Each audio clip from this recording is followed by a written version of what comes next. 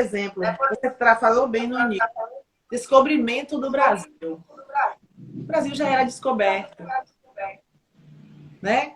Aí vem, o povo que aqui habitava era um povo sem cultura, não existe. A cultura indígena é uma cultura também belíssima, maravilhosa, né? Essa relação que os indígenas têm com a natureza, com a espiritualidade, a forma que eles tinham, né, de sobrevivência, a vida deles.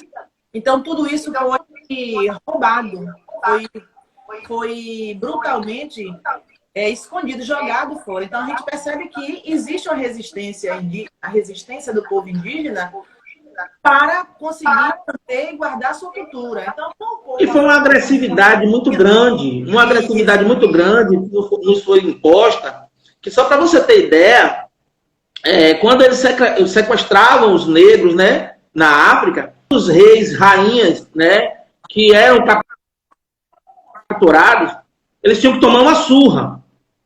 E tinham que dar 7 voltas em torno de uma árvore chamada baobá. Só para você ter ideia. E essa surra era para você esquecer quem você era. Imagine a agressividade. Você ter que esquecer quem você é, né? Através de chicotadas, de chibatadas, né? E dar 7 voltas em torno de uma árvore que chama baobá. Você conhece o baobá? Baobá? Não. Não. Pois é. Uma árvore belíssima. Ela tem um tronco enorme. Ela cresce em umas alturas, né? Cresce e fica gigante. Mas assim, os negros tinham que dar 7 voltas em torno do baobá para poder esquecer quem ele era. Tem um filme chamado Kunta Kinte. Você já assistiu? Kunta Kinte? Kunta Kinte. Eu acho que já assisti um monte de filme desses filmes que já. Tem um filme que chama-se Kunta Kinte. Kunta Kinte é um escravo que ele saiu, né, uma certa tarde, para confeccionar um cesto. E ele foi capturado. Né? Ele foi capturado e ele foi levado ao tronco e tomar chibatadas até ele esquecer quem ele era. E uma das imagens marcantes do filme é quando, né, o sequestrador, vamos dizer assim, ele está dando chibatadas e pergunta: como é seu nome? Ele fala Kunta Kinte. Né? E aí, enquanto ele diz que é Kunta Kinte, ele recebe 20 chibatadas. Como é seu nome? Kunta Kinte. Ele não nega a sua raiz. Então, aí eu te pergunto, imagina você que sair da sua terra e vir para uma terra desconhecida e você ter que esquecer seu passado. Né?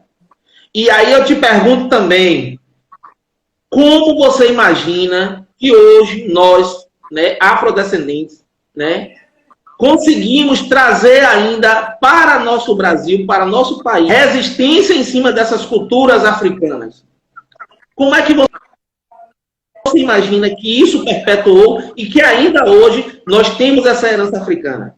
Você faz ideia? Você faz ideia disso? O fator mais importante para a perpetuação aqui, né, ou seja, para essa continuidade da cultura africana aqui no Brasil, foi a mulher. A mulher negra tem um papel fundamental nessa construção de identidade africana aqui no nosso país. Entendeu? Olha só uma curiosidade, né? Como é seu nome? Edilene. Edilene de quê? De Jesus dos Santos. Pronto. Meu nome é Alex Almeida dos Santos. Você acha que nosso nome é africano? Não. Nosso nome é uma herança portuguesa. Mas somos descendentes de africano. Só para você ter uma ideia. E por que eu trago essa coisa? Porque quando ele pergunta como é seu nome, e aí o escravo fala Kunta Kinte, ele não quer esquecer quem ele é.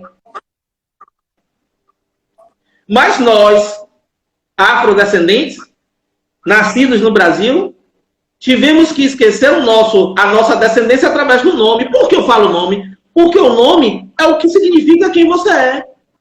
seu nome, você vai conviver com seu nome para o resto de sua vida. Entende a conexão? Entendo.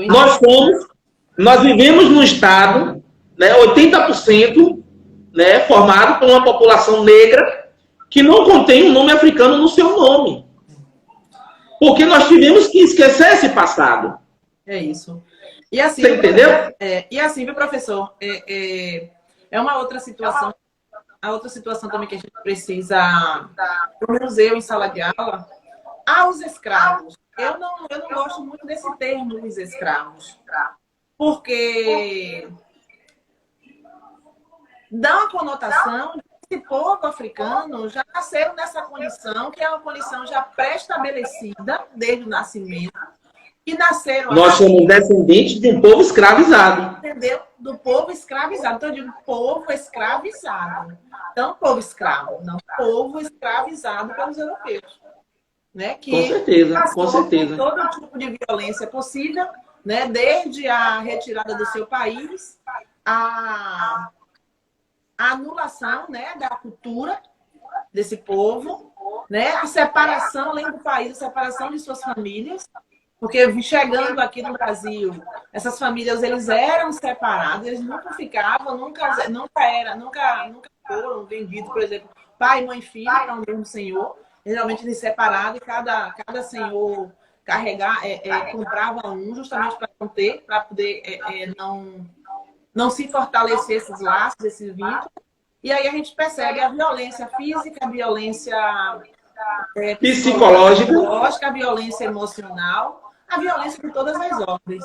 Então, assim, hoje no nosso país, a gente conhece essa parte da história, é uma história feia, né? É uma mácula para o país até nos dias de hoje. E creio isso aí é uma opinião minha, quanto educadora, eu acho que nós temos que começar a trazer à tona realmente a importância do povo africano, a importância do povo afrodescendente. A nossa identidade não tem que estar ligada apenas ao povo europeu. Então, a beleza do nosso país é justamente por conta da mistura desses povos. Infelizmente, tem essa parte negativa com relação ao povo africano, ao povo preto. Eu falava outro dia na sala de aula, se a gente parar para analisar o perfil, né, dos países, dos continentes, então as pessoas elas têm uma característica. E a característica do continente africano é o seu povo preto. É o seu povo preto. Mas ele não é menos importante. Ele não é menos importante do que o europeu, do que o asiático. Né? Ele não é. Então, do que o americano. Então, por quê? Né? A gente ainda precisa, nós brasileiros, nós ainda precisamos viver com isso. É claro que aí vem uma história toda por trás, a história social do continente, né? A gente sabe que se esses povos vieram para o Brasil é porque existia também já uma situação dentro do próprio país em que o próprio povo preto prejudicou seu próprio povo, né? Em alguns reinos africanos. Mas o que a gente tem que resistir, resistimos até aqui, porque a gente sabe que o Brasil ele tem uma herança marcante do povo africano, desde a sua construção, do seu desenvolvimento. Sabe o que eu digo para meus alunos? Me perdoem aí, gente, eu vou falar em rede. Não sei se você cometeu um crime aqui, me ajude a me soltar. Eu digo o seguinte, que os europeus fizeram isso, né? Não foi só visando a questão econômica, porque o tráfico negreiro se tornou uma atividade econômica, era uma atividade econômica na época. Mas também eles eram preguiçosos, porque eles queriam que alguém trabalhasse, que alguém fizesse trabalho pesado. E eles não faziam trabalho pesado, porque eram preguiçosos, porque não aguentavam. Então, a primeira forma de comércio, a primeira forma de comércio no Brasil foi a venda de escravos. Entendeu? Eles pegaram os escravos, botavam em cima do mercado. Escravizado. Vamos mudar. Não, eu falo escravos porque era a forma que eles vendiam, né? Mas do povo escravizado. Assim, foi a primeira forma de comércio que existiu no Brasil.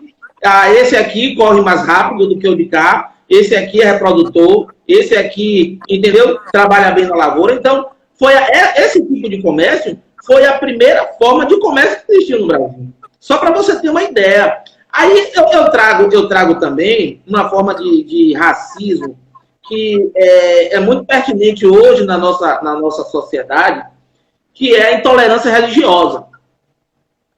E eu vou te falar o seguinte, os maiores guardiões da cultura afro, né, da cultura foram os terreiros de candomblé. Entendeu? As mães de santo, as Ialorixá e os Babalorixá foram os maiores guardiões da cultura africana no nosso país.